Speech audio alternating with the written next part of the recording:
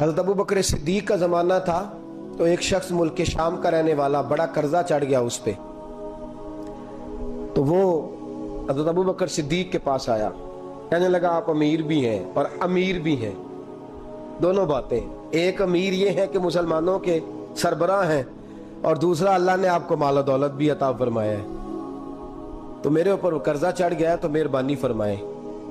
وہ کہتا ہے حضرت صدیق اکبر نے میرا ہاتھ پکڑا، گھر کے اندر لے گئے، باہر سے دروازہ بڑا اعلیٰ تھا لیکن گھر کے اندر گیا تو چارپائی بھی کوئی نہیں تھی، کھجور کی چٹائیاں بچھی ہوئی تھی، کھجور کی چھال کی، اور وہ بھی پھٹی ہوئی۔ فرماتے ہیں سیدنا صدیق اکبر نے بٹھا لیا مجھے اور مجھے کہنے لگے یار تجھے ایک عجیب بات نہ بتاؤں؟ کہ بتائیے۔ فرمانے لگے 3 دن ہو گئے میں نے اناج کا دانہ بھی نہیں کھایا، کھجور کے اوپر گزارا کر لیتا ہوں، میں آج کل حالات میرے ٹھیک نہیں ہیں۔ لگا جی پھر میں کیا کروں؟ تو آپ فرمانے لگے تو عثمان غنی کے پاس جا۔ کس کے پاس؟ شخص کہنے لگا جی مجھے تو بہت سارے پیسے چاہیے۔ تو آپ نے فرمایا تیری سوچ وہاں ختم ہوتی ہے جہاں سے عثمان کی سخاوت شروع ہوتی ہے، تیری سوچ وہاں تو جو سوچتا ہے نا اتنے ملیں گے، تیری ختم ہوتی ہے سوچ جہاں سے عثمان کی سخاوت شروع ہوتی ہے، تو جا۔ کہنے لگا جی آپ کا نام لوں؟ فرمایا ضرورت ہی نہیں پڑے گی، جی میں ذکر کروں گا کہ مجھے امیر المومنین نے بھیجا ہے۔ فرمایا ضرورت ہے، صرف اتنا تو جا کے بتانا کہ میں مقروض ہوں اور رسول اللہ کا نوکر ہوں صلی اللہ علیہ، اتنا بتانا کہ مسلمان ہوں، مصطفیٰ کا غلام، بس، اور کسی اضافے کی ضرورت۔ کہا جی وہ دلیل مانگیں گے؟ فرمایا عثمان خیرات کرتے تفتیشیں نہیں کرتا، عثمان اللہ کی راہ میں دیتے ہوئے تفتیشیں 10 روپے دینا اور 100 بات سنانا فقیر کو، تک تو نہیں نا، 10 روپے اور 100 قسم کے تانے نہ دے تو میاں چشم پوشی کر جا، تجھے کس نے اجازت دیا ٹٹولنے کی، پھولنے کی اور کرودنے کی؟ یہ حال اگر تیرے ساتھ کیا جائے، رب اگر تجھے ٹٹول کے دے تو تیرا کیا بنے؟ رب کریم اگر تجھے ٹٹول کے دے کہ پہلے بتا نمازیں کتنی پڑھی ہیں، سویرے اٹھتا ہے کہ نہیں، تو تیرا کیا حال ہوگا؟ تو ٹٹولتا پھرتا ہے 10 روپے دینے کے لیے۔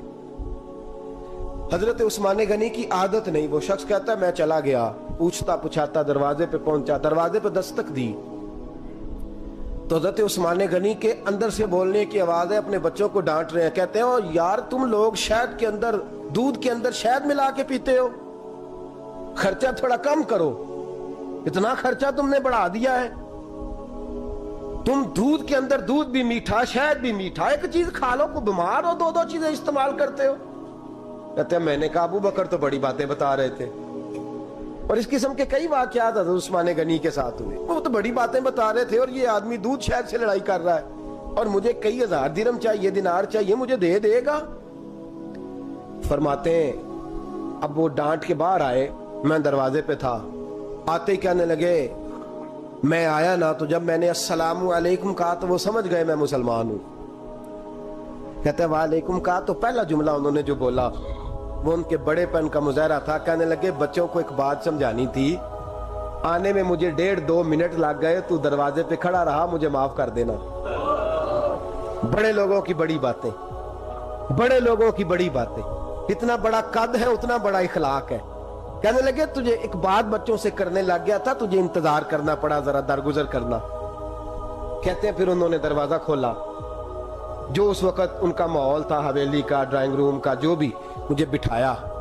کہتے ہیں میرے لیے جو پہلی چیز آئی وہ دودھ کے اندر شہد ڈال کے وہ لائے۔ کہتے ہیں میرے دل میں خیال آیا گھر میں جھگڑا کر رہے تھے، مجھے پلایا، اس کے بعد کھجوروں کا حلوہ آ گیا۔ کہتے ہیں میں نے کہا بچوں کو کہہ رہے تھے ایک میٹھی چیز استعمال کرو، میرے لیے 3 آ گئی ہیں، 3 آ گئی، عجیب شخص ہے۔ کہتے ہیں میں لیکن ابھی میرا تصور جمع نہیں، میں نے کہا اتنا تگڑا نہیں جتنا حضرت ابو بکر نے بتایا ہے۔ کہتے ہیں کھلا پلا کے نا پھر پوچھنے لگے کیسے آئے ہو، کیسے آئے ہو؟ تو کہتے ہیں میں نے کہا کہ جناب میں مجبور ہوں، آج بہت سارے لوگ ہیں نا جن کے پاس کسی کی بات سننے کا ٹائم ہی نہیں، کہتے ہیں موٹی موٹی بات کریں، آخری۔ حضرت عثمان غنی پوری کھلا پلا کے کہنے لگے کیسے آنا ہوا؟ کہتے ہیں میں نے کہا جی میں مسلمان ہوں، ملک کے شام کے مضافات کے ایک گاؤں کا رہنے والا ہوں، کچھ کاروباری مشکلات آئیں تو میں مقروض ہو گیا، میرے اوپر قرضہ ہے، مجھے کچھ پیسوں کی حاجت ہے۔ فرمانے لگے میں نے کچھ پیسے کہا، انہوں نے ایک آواز دی تو ان کا غلام آیا ایک اونٹ کے اوپر لدا ہوا سامان لے کے۔ کس کے اوپر؟ اونٹ کے اوپر۔ کہتا ہے مجھے 3000 اشرفیوں کی ضرورت تھی، میں نے بتایا نہیں 3000 چاہیے۔ اونٹ آیا تو حضرت عثمان غنی کہنے لگے اس اونٹ پر تیرے لیے، تیرے گھر والوں کے لیے میں نے کپڑے بھی رکھوا دیے، کھانا بھی رکھوا دیا اور 6000 اشرفیاں بھی رکھوا دیے، تو پیدل آیا ہے تو اب اونٹ لے کے جا۔